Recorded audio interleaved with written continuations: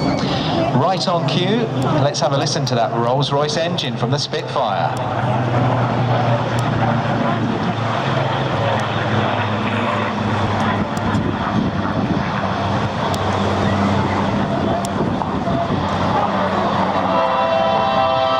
Rolls-Royce have been powering aircraft for over 100 years. The Rolls-Royce Heritage Flight celebrates that history by presenting this wonderful, famous Second World War aircraft powered by its engines.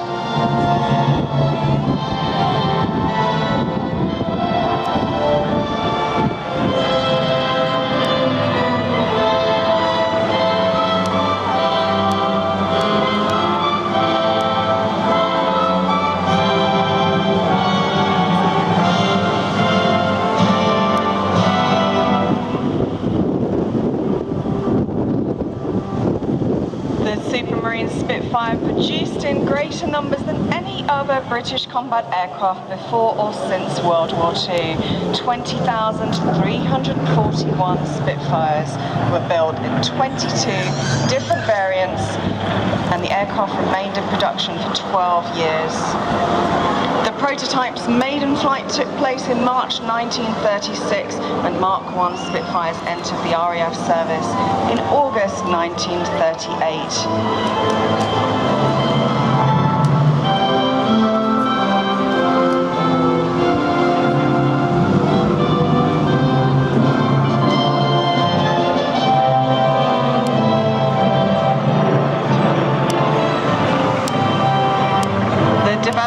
Of the original design allowed the Spitfire to establish and maintain air superiority over the defence of Britain and to keep pace with the performance of the enemy fighters throughout World War II. The Spitfires fought in every operational theatre of war and remained in RAF frontline service all the way up to 1954.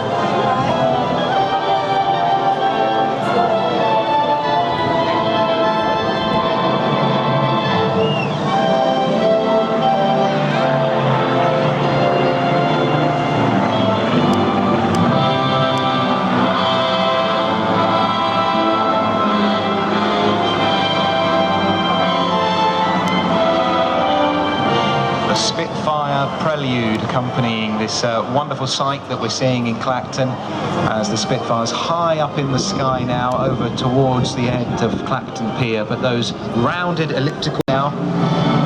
What a wonderful photo this is.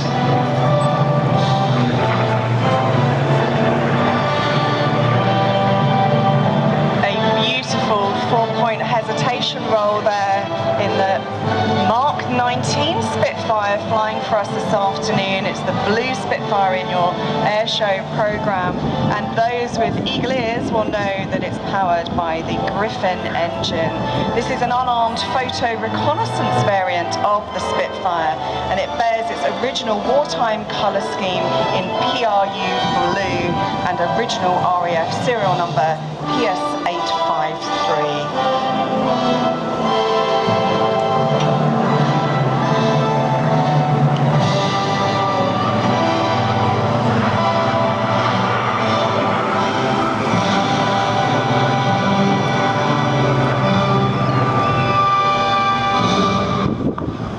PR Mark 19 was the final photo reconnaissance variant of the Supermarine Spitfire, and she flew her very last operational sortie on the 1st of April 1954 when the Mark 19 flew a photographic mission during the Malaya campaign over the jungle in Johor, and that was thought to contain communist guerrilla hideouts.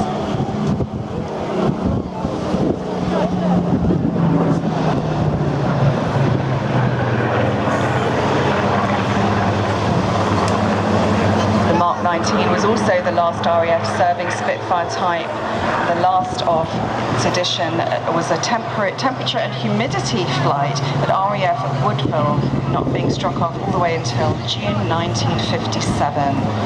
This aircraft has the capability to fly a maximum speed of 445 miles per hour, but also to pirouette so gracefully above us today at Clacton-on-Sea. Beautiful, absolutely stunning. And of course, as we turn our attentions to World War II with this Spitfire, many of you may have watched the D-Day service from France earlier this year, marking the 80th anniversary of D-Day. You might have seen the actor Martin Freeman as part of that broadcast on the BBC. He read some words from Joe Mines from the 2nd Battalion of the Essex Regiment. Now, Joe was in France for the service, but he was too frail to read them himself.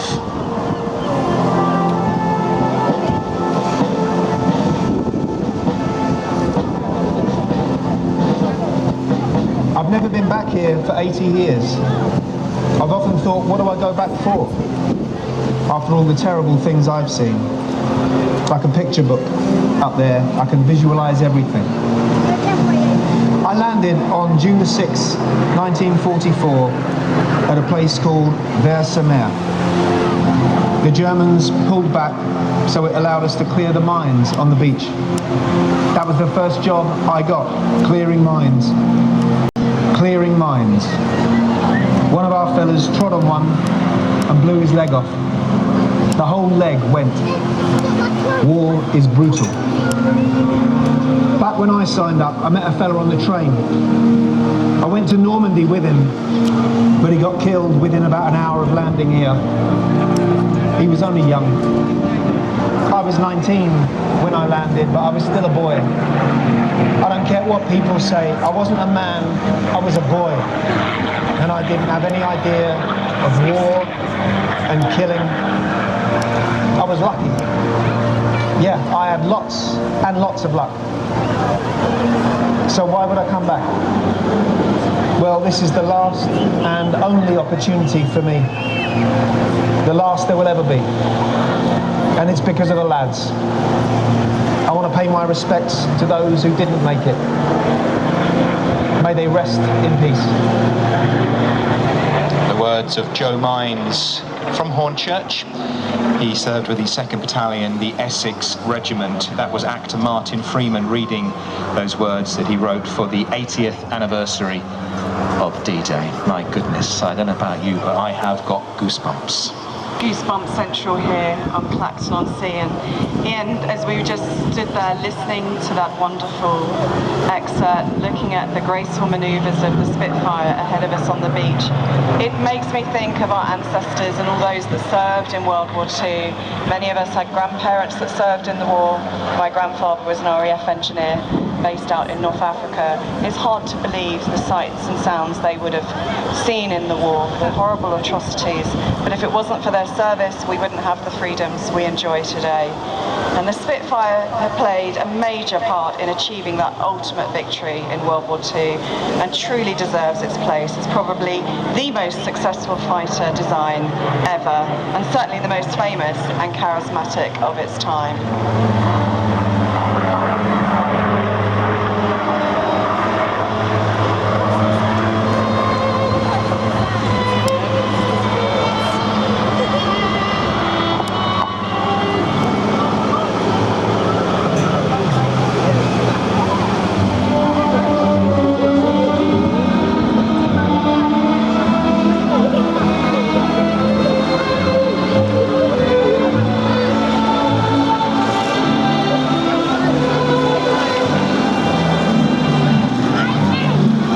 Poignant music there as I think we wave goodbye to the Supermarine Spitfire Mark 9. Give a huge round of applause to welcome Sally B.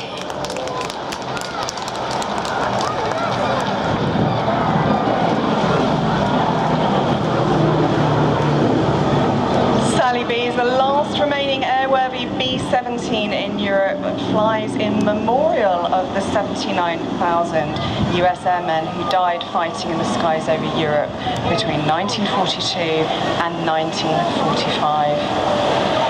The B-17 was critical to the US Air Force daylight precision bombing campaign and was armed with 13 machine guns, hence the name the Flying Fortress. They flew in formation, often in great numbers, sometimes up to 1,000 aircraft, and at the early years of their serving in the war, they didn't have the higher fighters escorting them, so they really were at the peril of the enemy aircraft. Many men lost their lives in those missions, and because of those German defences during the daylight raids, they really had nowhere to hide. They suffered these heavy casualties, and because of that, they introduced the long-range escort fighters, the P-47 Thunderbolt and the P-51 Mustang, that later were able to protect them. Combat crews' lives were measured in weeks rather than months, and despite this high casualty rate, the B-17 became famous for returning home with terrible battle damage and were fondly regarded by crews for this quality.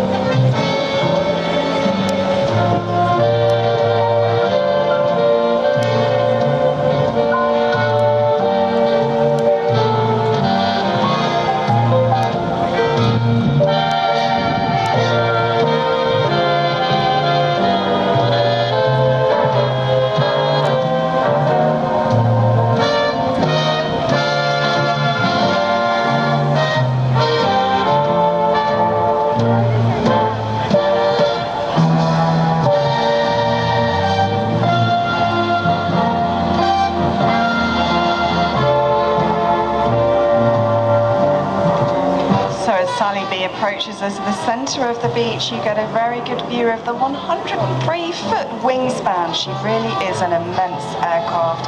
And just have a listen as she passes by to those 4 Wright Cyclone radial engines, each producing 1,200 horsepower, which flew up to 15,000 feet.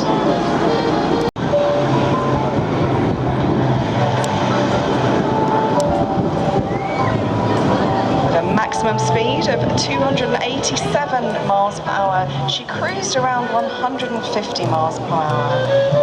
And she could climb up to 20,000 feet in just over half an hour, 37 minutes.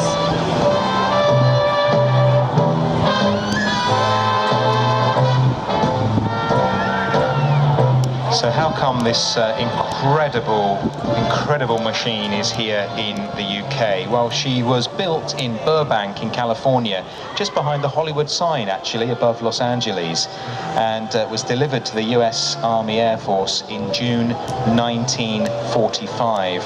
She was used for training in the US, then served as a mapping aircraft in France. The UK part of the story, well, that comes along in 1975, when a guy called Ted White brought the Sally B to the UK. In fact, she wasn't even known as the Sally B at that point. Based at Duxford, Ted brought the aircraft to the UK to serve as a memorial to the 8th Air Force of the US Army Air Force, and took it to air shows all over the UK. She became an instant hit. So where did the name come from? Well, Sally B was the name chosen by Ted for his new aircraft, for his partner Ellie Sallingboe. The single yellow and black nose cowl honours Ted. We'll find out why in a moment. But this is such a rare aircraft. There's a handful of these flying in the world, and yeah, just this one in the whole of Europe. Ted was a very accomplished pilot. He was very comfortable in this B-17. He was very comfortable winning prizes in sport flying as well, such as the Malta Air Rally.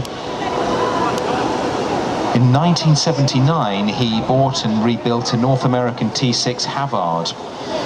That finished product sported a yellow and black checkered nose, hence those colours on this aircraft to honour Ted. The Harvard was registered G-E-L-L-Y in honour of Ellie, his partner. In 1982, Ted and his friend Mark Campbell took the Havard to compete in the Malta Air Rally. Tragically, the aircraft crashed with the loss of Ted and Mark. Deeply, deeply sad for the aviation world, but of course, Ellie, his partner, was left shattered, alone, and responsible for Europe's only flying B-17.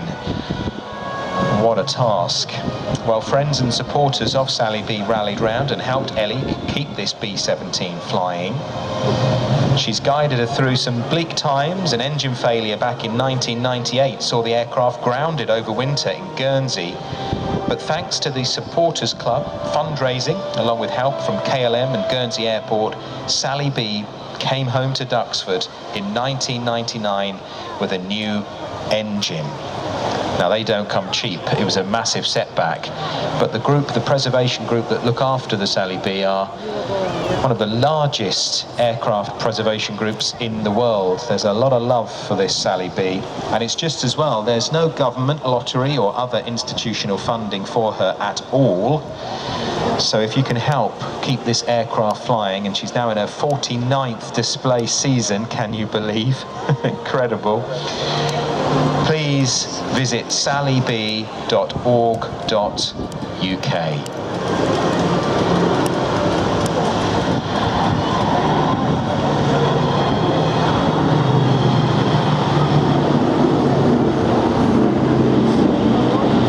Now, I know the team love to finish their display with a final smoke-on pass.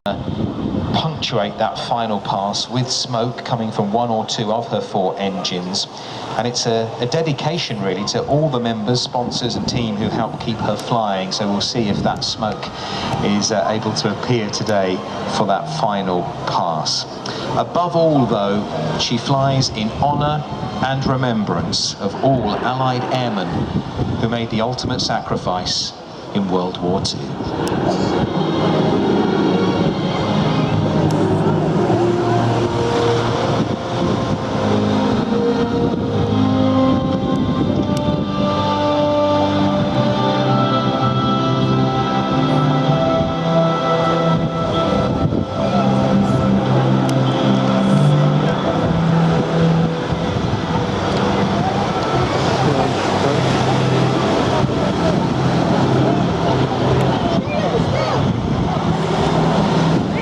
Great to hear the Memphis Belle theme. Of course, the star of Memphis Belle in 1990, Sally B, and there is that final smoke-on pass. Let's wave to our pilot and say thank you for what you're doing, and thank you for coming to Clacton today.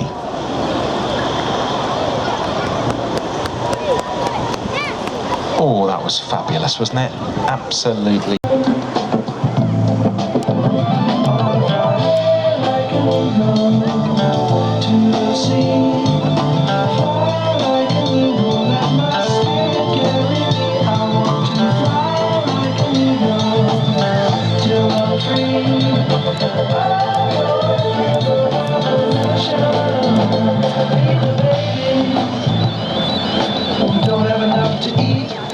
So the aircraft was split, and we have a solo routine here from the Hawker Fury, just flown centre of the beach, heading up towards the J-Rig end of the beach, flying up high in the sky there.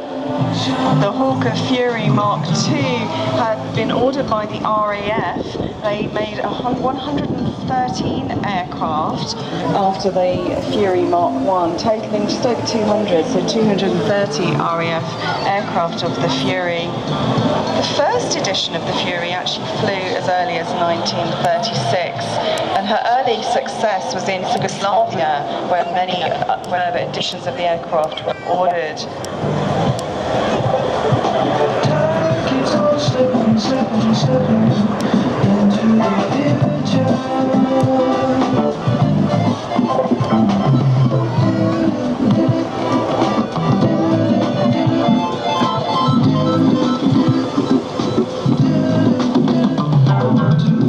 front of the BBC Essex commentary box from Frank, Tony, Jill, Will, Kian and Bertie.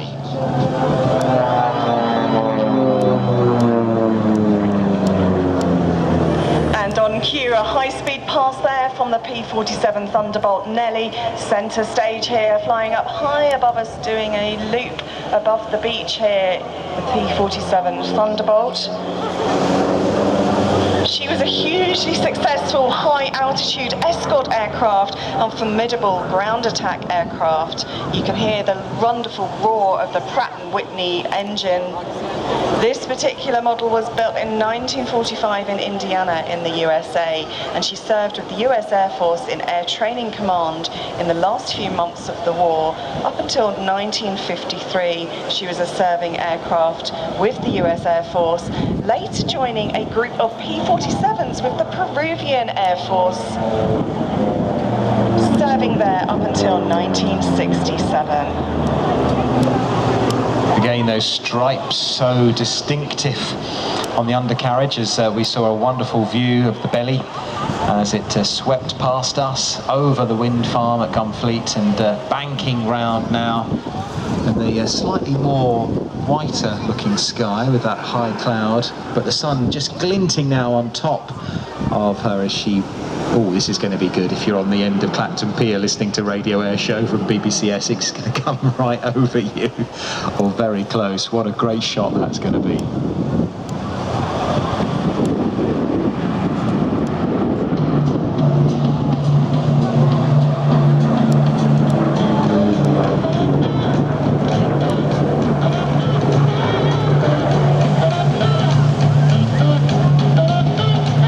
So we didn't get to see this aircraft yesterday, but I'm glad that Joey, Lee and George have come from Canvey Island. Again, they came yesterday, they braved the weather, but they've come back for more today, and they've certainly seen more. They brought the sun with them too from Canvey Island, so great to have you with us. Thank you.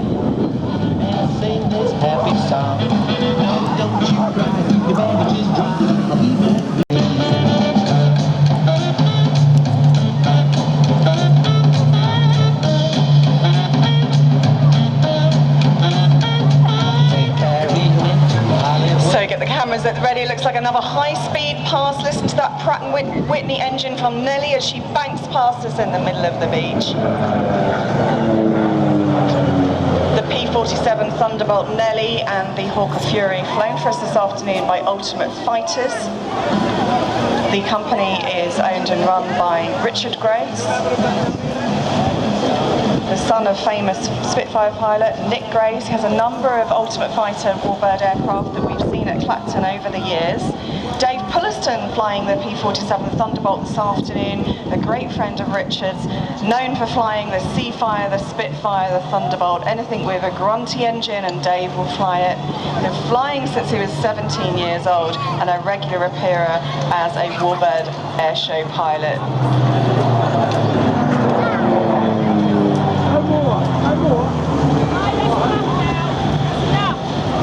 We are loving the show, Ian, says Donna. We are sat on Jaywick Beach enjoying this wonderful air show. This is Teddy's first ever air show. He's 7 months old and he's here to help celebrate Grandad John's birthday. Happy birthday, love from Trish, Donna, Hayley, Eddie, Tom, Stuart, Kyle, James, Evie, Alfie, Reggie and Teddy. Sorry, Ian, there's a lot of us. I don't mind at all. I'm glad you tuned in to BBC Essex, just round the corner as we look to the right on Jaywick Beach, which is the most fabulous beach. If you have time whilst you're in Clacton to take a walk that way to your right, you won't be disappointed.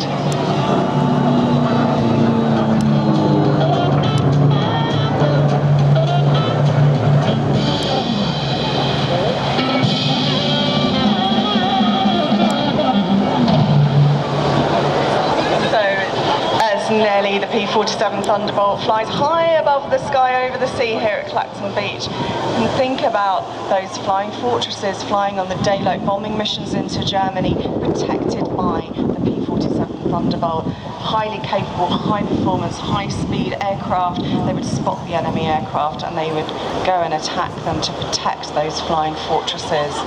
Really is such a poignant, important part of World War II history and one of the reasons for our ultimate victory in the Allied nations.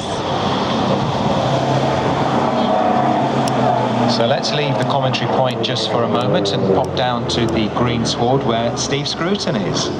And I've come along, Ian, to the BBC Essex stage, which is something really different this year because you can have a go at reading the weather. And Matt Mackay here from BBC Essex is in charge of the display here. Matt, it's proving quite popular. It's proving to be incredibly popular, actually, Steve. It's such a fantastic day today, it really is. The crowds are coming along, and we, as you say, we're giving people the chance to be a weather presenter. That's a TV weather presenter. We've got really good equipment here for you to have a go. I think, Steve, perhaps you could give it a try in a minute and maybe show us how it's done. But we've got cameras, we've got an auto cue.